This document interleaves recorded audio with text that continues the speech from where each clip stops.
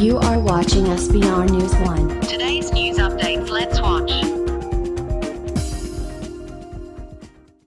नमस्कार, SBR news 1 में आपका स्वागत है। मैं हूं आपके साथ रूबी और आइए करते हैं खबरों की शुरुआत। प्रख्यात विद्वानों और राष्ट्रीय संगठनों के एक प्रतिनिधिमंडल ने पिछले महीने के केजी हेली क्षेत्रों के डीजे हेली में हिंसा और बड़े पैमाने पर गिरफ्तारी के संबंध में मुख्यमंत्री BS येदियुरप्पा को कर्नाटक के मौलाना सगीर अहमद रशादी के अमीर शरीयत ने बैठक की अध्यक्षता की और मुद्दों पर चर्चा की।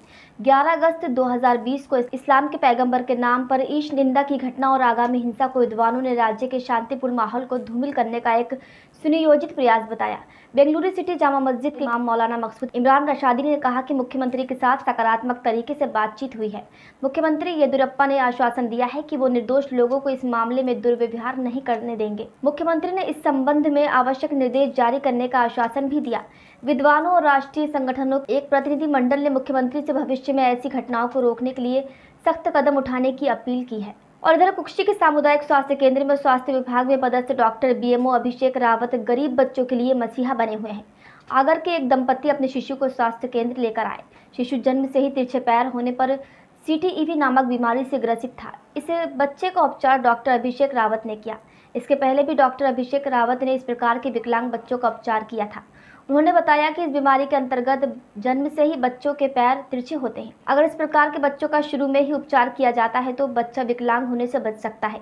BMO डॉक्टर अभिषेक रावत ने बताया कि नवजात शिशु की हड्डियां नरम होने के कारण बच्चों के तिरछे पैर को उपचार के दौरान सीधा कर दिया जाता है तो बच्चा स्वस्थ रहता है। अगर यही ट्रीटमेंट नहीं मिलने पे धीरे धीरे बच्चों के पैर टेढ़े ही रह जाते हैं और बच्चा विकलांग हो जाता है। तो यही है कि हमारे पास अगर जल्द से जल्द बच्चा आ जाता है तो इनको 7 पट्टे लगते हैं एक हफ्ते में, तो ये 1.5 महीने में बिल्कुल स्वस्थ होके आगामी में चलना फिरना स्टार्ट कर सकते हैं। अगर ये निसरपुर ब्लॉक के ग्राम टाना में स्वास्थ्य विभाग की स्थानीय टीम द्वारा कोरोना पॉजिटिव की गलत रिपोर्ट देने से लोगों में काफ़ी आक्रोश है। पिछले दिनों ग्राम टाना में 17 लोगों की कोरोना रिपोर्ट पॉजिटिव आई थी, जिनमें 15 व्यक्ति वो भी हैं जिन्होंने कोई सैंपल ही नहीं दिया था।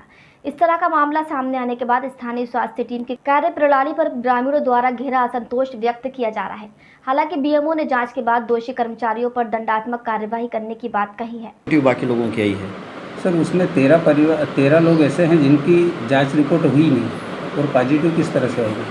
उसकी डॉक्टर भंडारी से मेरी बात हुई, नोडल अधिकारी से। वो ICMR इंदौर से जो लैब से जांच करवा रहे हैं कि आखिर उसमें कहाँ त्रुटि हुई है, वो उसके लेवल से हम दिखा रहे हैं। फिलहाल तो मैंने SCN जारी कर ही दिया है। इसके बाद तो टीम बना के पूरी जांच की जाएगी और जो दोषी उनके ऊपर अनुशासनात्मक कार्रवाई की जाएगी। रिपोर्ट देते हो तुम, गलत रिपोर्ट देते हो, तुम्हारी रिपोर्ट सही नहीं आ रही, तो उस रोज़ हमने ये सोचा कि चलो यार अपन 20 सैंपल ऐसे भेजें कि मतलब कुछ नहीं, बस उसमें कार्ड डाल के हमने भेज दी, तो उन सैंपल का रिपोर्ट पॉजिटिव आई है। खबरों के अंत में बात करेंगे शिवपुरी की, जहां करेरा पहुंचे राज्य मंत्री भरत सिंह कुशवाहा ने उपचुनाव को लेकर कमलनाथ सरकार पर जमकर निशाना साधा।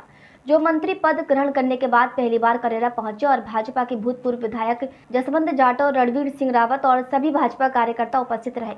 रामराजा गार्डन करेरा में कुशवाहा समाज का विशेष कार्यक्रम रखा गया, जिसमें आने वाले उपचुनाव में कुशवाहा समाज से आग्रह किया गया कि आने वाले उपचुनाव में भाजपा को जिताने का संकल्प कर लो और कहा गया कि मुख्यमंत्री किसानों के हित में भला करते आए हैं और करेंगे, ऐसा भी वादा किया। ये आप सबकी भी जिम्मेदारी है कि 5 साल वो सरकार मजबूती के साथ चले।